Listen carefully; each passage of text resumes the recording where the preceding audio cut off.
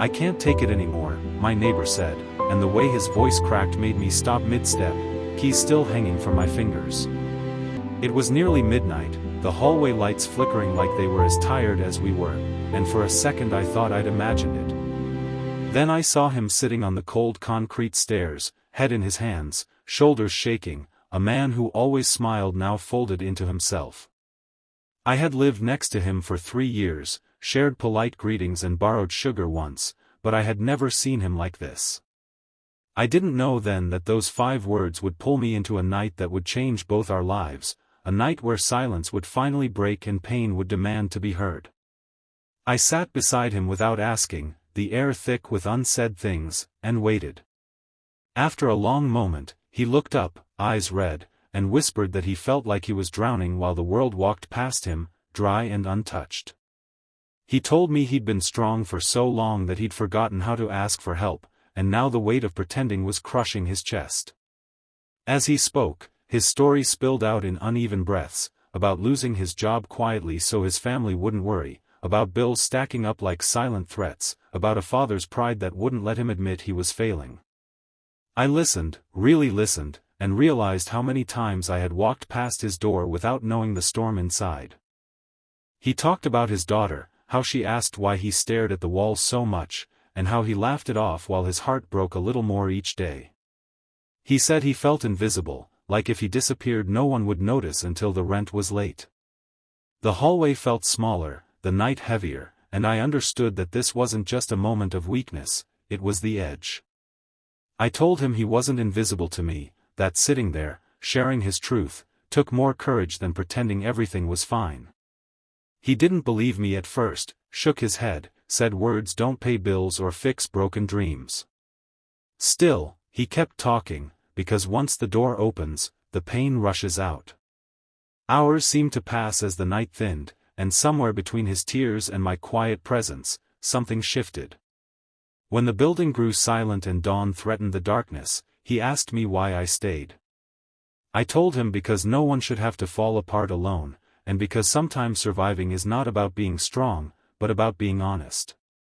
When we finally stood up, legs stiff, faces worn, he looked lighter, not healed, but less alone. As we parted, I didn't know if this night would matter tomorrow, but I knew I would remember it forever. "I can't take it anymore," my neighbor said again weeks later, but this time his voice was different, steadier, and that's when I realized healing doesn't come as a miracle, it comes as a process you choose every day. He knocked on my door early in the morning, eyes tired but determined, and told me he had decided to fight instead of hide. He had applied for jobs he once thought were beneath him, asked for help without shame, and finally told his family the truth. He admitted it was the hardest thing he'd ever done, watching their worry, feeling his pride crack, but also feeling relief for the first time in months. There were setbacks, days when rejection emails reopened old wounds, nights when fear returned uninvited, but now he talked instead of drowning in silence. We started walking together in the evenings, sharing small victories like interviews and simple joys like laughter over bad coffee. Slowly, his shoulders straightened, his smile returned, not forced this time, but earned. One afternoon, he told me his daughter hugged him and said she liked him better when he talked about his feelings, and he laughed with tears in his eyes. I saw a man rebuilding himself piece by piece, learning that worth is not measured by income or appearances, but by resilience and honesty. Then one day, he got the call he'd been waiting for, not a perfect job, but a chance, and he ran down the hallway like a kid, knocking on my door with joy bursting out of him. We celebrated with cheap snacks and loud music, and in that moment, I understood that hope is contagious. He thanked me, said that night on the stairs saved him, but I shook my head and told him he saved himself by choosing to speak. As months passed, life didn't become perfect, but it became real, and that was enough. Watching him grow reminded me that we are all carrying unseen battles, and one kind moment can be the difference between breaking and surviving. If you're listening to this and feel like you can't take it anymore, remember this story. Your pain is valid, your voice matters, and asking for help is not weakness, it's the bravest step you can take. Sometimes the neighbor who listens, the stranger who stays, or the choice to speak can lead you back to yourself. And if this story touched you, stay with this channel, because here we believe that kind hearts still exist, and together, we can remind the world that no one is truly alone. I can't take it anymore, my neighbor said again, but this time those words didn't sound like surrender, they sounded like a confession asking to be understood. He stood at my door just after sunrise, the city still half asleep, holding a paper cup of tea like it was an anchor. His eyes were tired, but there was something new in them, a quiet resolve, and the moment I saw it, I knew this chapter of his life would not end the same way it began. He told me the night on the stairs kept replaying in his mind, how close he had been to giving up, how strange it felt that a simple act of someone staying had stopped him from falling further. He admitted that for days after, the pain still came in waves, heavy and unpredictable, but now he had a memory to hold on to, proof that someone saw him when he felt invisible.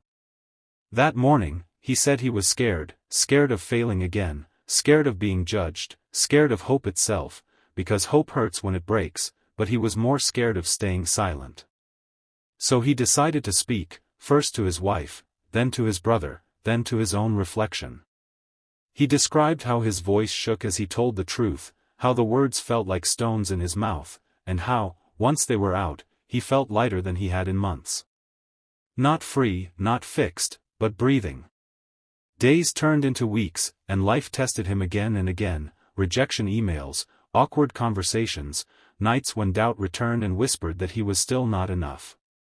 But now, instead of locking himself inside that darkness, he knocked on doors, sometimes mine, sometimes others, choosing connection over isolation. We talked about small things and big fears, about dreams that had shrunk and dreams that still survived quietly, waiting to be acknowledged. One evening, as we walked under dim streetlights, he told me his daughter asked him why he smiled more lately, and when he said because he was learning to be honest, she hugged him tightly and said she liked that version of him. That hug, he said, felt like forgiveness he didn't know he needed. Slowly, opportunities appeared, not miracles, but chances, temporary work, kind words from unexpected places, reminders that life doesn't always reward you immediately, but it notices when you keep showing up. The day he finally got a call offering him a job, not perfect, not glamorous, but real, he stood frozen, phone in hand, tears running down his face, because for the first time in a long while, the future didn't feel like a wall. He ran to my door, laughing and crying at the same time, and in that moment, I understood that hope isn't loud, it's built quietly through persistence and support. Months later, he no longer said, "I can't take it anymore," with despair, but with honesty, acknowledging when things were heavy instead of pretending they weren't. Watching him rebuild his life reminded me that everyone is fighting a battle we cannot see, and sometimes the strongest thing we can do is listen, stay, and remind each other that pain shared becomes lighter. If you're hearing this and feeling overwhelmed, remember that this is not the end of your story. Speak, reach out, stay one more night, take one more step. There is strength in vulnerability, and even when you feel alone, someone, somewhere, is ready to sit beside you on the stairs and wait until the darkness passes, and if there is one truth this story leaves behind, it is this: the moment you say, "I can't take it anymore," does not mean you are finished, it means you are finally telling the truth.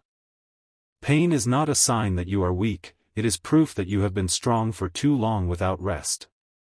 My neighbor didn't win because life suddenly became easy, he survived because he chose to speak instead of disappear, to ask instead of pretend, to stay instead of give up.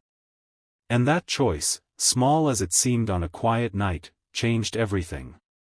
If you are listening right now and your heart feels heavy, know this: your story is not over, your worst moment is not your final chapter, and your voice matters more than you realize. Somewhere, someone is willing to listen, to sit beside you, to remind you that you are seen. Hold on. One honest sentence, one shared pain, one more step can turn a breaking point into a beginning. Stay.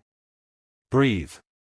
The world still needs your story, and tomorrow is waiting for you to write it.